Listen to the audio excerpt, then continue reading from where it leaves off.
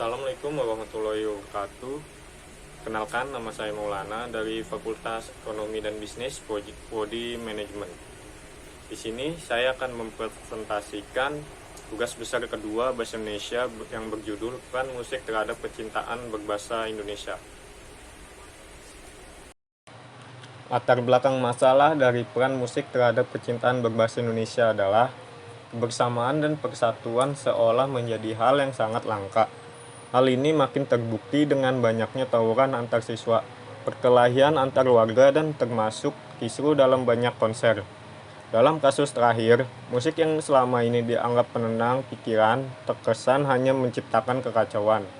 Lebih dari itu, karakter individualitis musik pun makin berani tampil dengan tema-tema liriknya yang terkesan vulgar.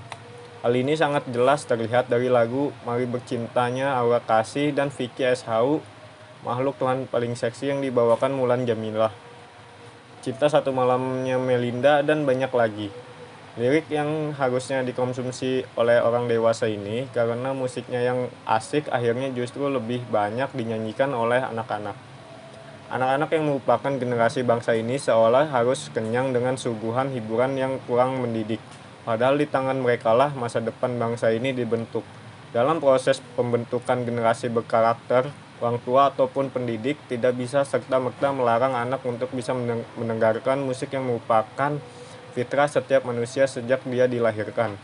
Yang bisa dilakukan oleh orang tua atau pendidik adalah mengkondisikan musik menjadi satu alat untuk membentuk karakter anak, dan bukan menjadikannya sebagai satu ancaman. Musik diharapkan bisa membentuk karakter dan jati diri bangsa untuk anak dan juga semua kalangan. Berdasarkan latar belakang di atas, penulis tertarik untuk membahas dan mendalaminya dengan membuat karya tulis ilmiah yang berjudul Peranan Musik Terhadap Kecintaan Berbahasa Indonesia.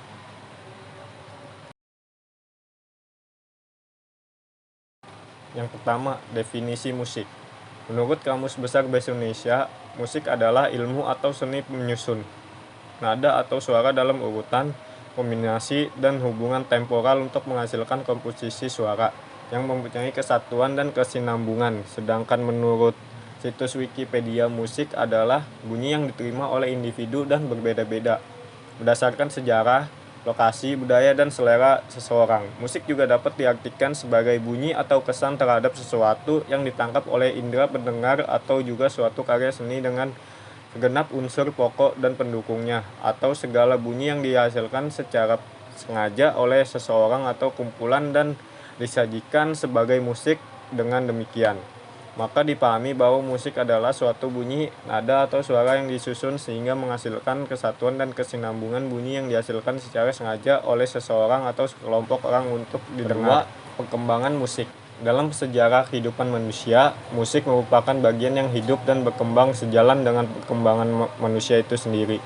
Musik oleh manusia dijadikan sebagai media untuk menuturkan sesuatu dari dalam jiwanya yang tidak mampu dibahasakan melalui bahasa konvensional. Seni musik merupakan bagian dari proses kreatif manusia dalam mengolah bunyi-bunyian yang tercipta oleh alam.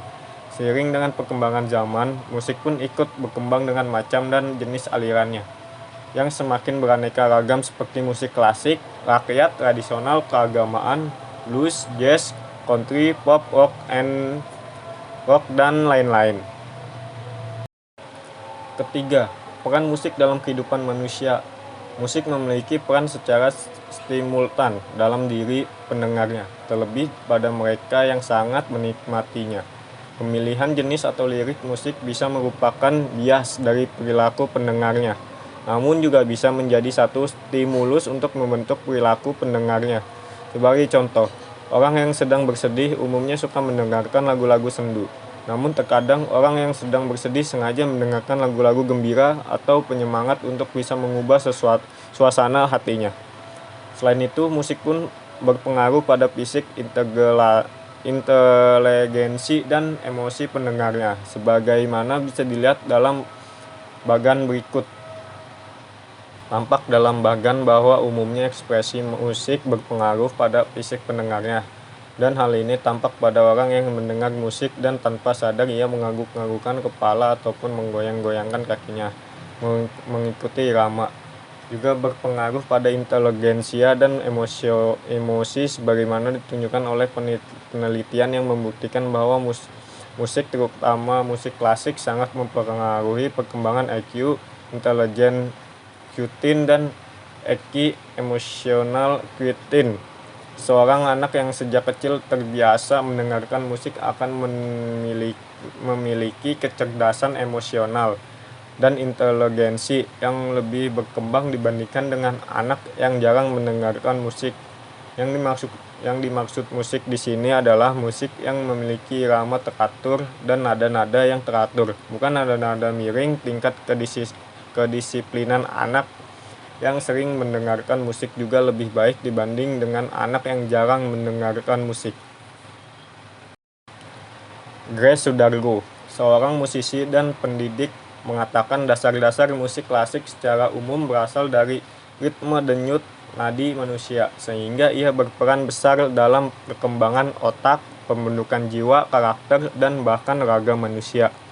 4 tahun sebelumnya, Taniguchi, psikolog dari Universitas Tokyo, meneliti pengaruh musik terhadap akurasi memori seseorang terhadap kata-kata. Dalam laboratorium risetnya, ia memutar musik yang sedih dan yang gembira, sementara dua kelompok mempelajari sebuah tulisan yang memuat kata berkategori positif dan negatif. Hasilnya, kata yang positif diingat dengan lebih baik saat mendengar musik yang gembira, sementara kata yang negatif diingat lebih baik saat mendengar musik yang sedih. Dengan kata lain, musik yang positif akan membawa kita kepada suasana hati yang positif, dan sebaliknya. Karena itu, mereka yang bertemperamen melankolik dan introvert misalnya bisa memakai musik yang positif untuk membantu Anda lebih ceria dan ekstrovert. Sebaiknya, mereka yang cenderung bertemperamen superaktif dan ekstrovert bisa mendengarkan lagu-lagu bernada tenang dengan lirik yang menyiratkan kedamaian hati. Musik memang tidak serta-merta mengubah kepribadian seseorang, tapi musik dapat membantu menciptakan suasana hati yang tepat. Hal ini lah yang menyebabkan banyak orang menyukai musik. Kesimpulan, musik adalah nada atau suara yang disusun demikian rupa sehingga mengandung irama, lagu, dan keharmonisan, terutama yang menggunakan alat-alat yang dapat menghasilkan bunyi itu.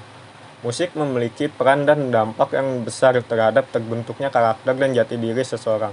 Untuk menimbulkan pengaruh tersebut dibutuhkan kebiasaan yang konsisten. Mereka yang sering mendengarkan musik-musik bertemakan rasa bela negara, maka yang akan selalu terlintas dalam benaknya adalah rasa patriot dan bela negara yang tinggi. Musik yang bertemakan rasa bela negara ini didominasi oleh satu aliran atau genre musik tertentu, namun bisa mewarnai semua jenis aliran musik selama lirik dan temanya berkenan dengan rasa bela negara. Saran, musik bertemakan bela negara bisa dibilang sangat langka keberadaannya. Hal ini dikarenakan kurangnya minat pendengar akan musik tersebut. Karena sebagai anak bangsa yang peduli akan bangsanya, hendaknya mau membiasakan diri dan lingkungannya untuk terbiasa mendengarkan musik bertemakan bela negara.